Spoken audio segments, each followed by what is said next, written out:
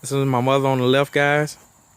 This is my girlfriend in the middle. She's going to be our video recorder for today. This is my brother on the right. This is my baby that he's holding. And guys, this is our audience for today.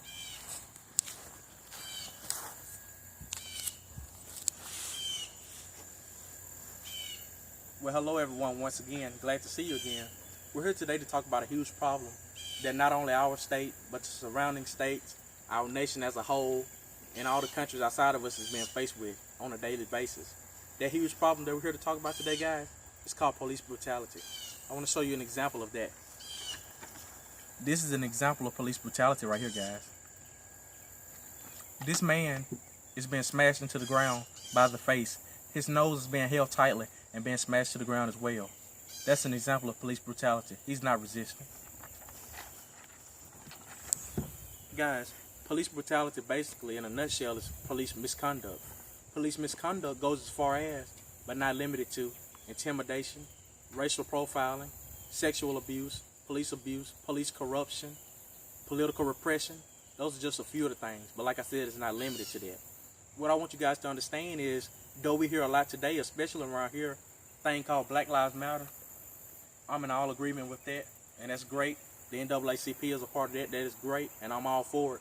But what I want you guys to understand is, it's not just black lives that matter.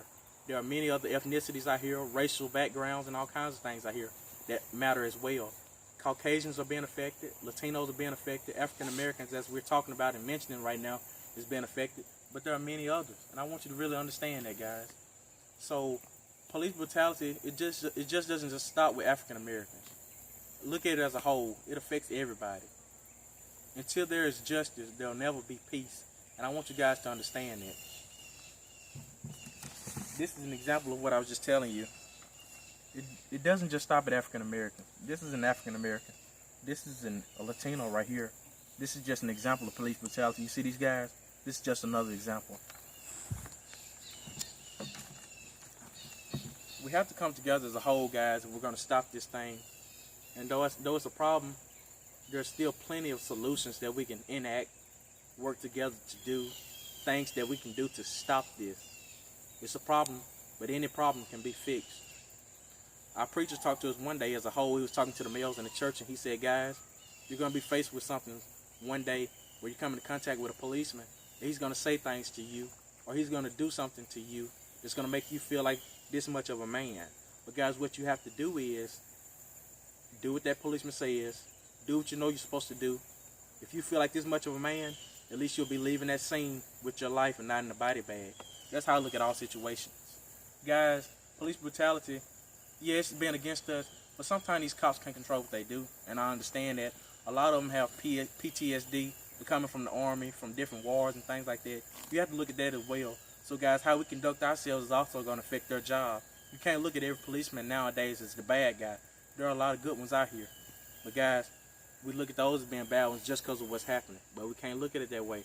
If you act how you're supposed to act and do what you're supposed to do, 9 times out of 10, you're not going to be affected.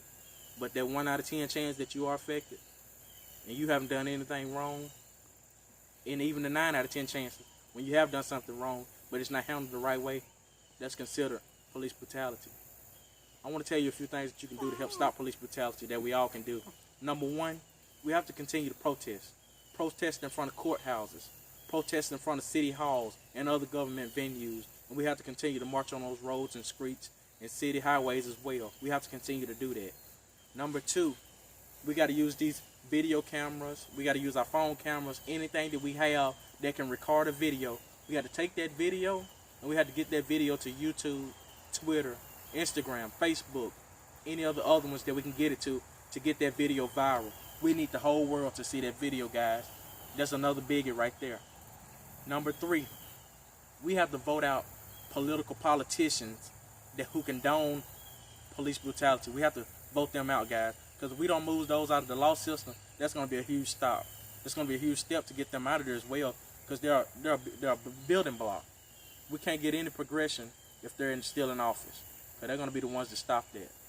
Number 4, guys, a lot of African American rappers, singers, vocalists, any famous African Americans, Caucasians, anybody famous like that, you guys have huge voices, and I want you to understand that.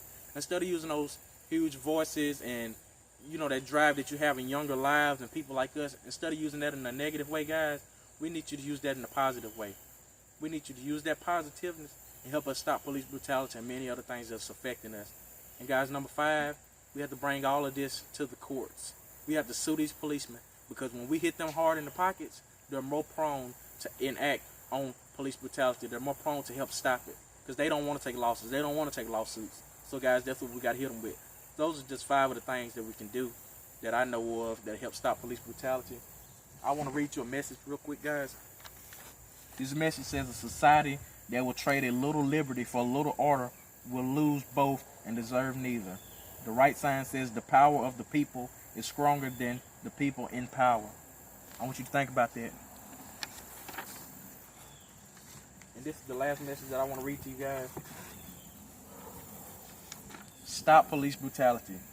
No justice, no peace. Without any justice, guys, we'll never have any peace. But if we enact these 5 things that I just talked about, if we get a better understanding of the problem, we can do more to move things. We can have greater success. We can help stop brutality. Guys, come together on this thing. Listen to what I've told you. And I really hope you've learned something today. And I want to thank you all for tuning in with me today. Like I said, I hope you learned something. Let's stop police brutality, one life at a time. Thank you.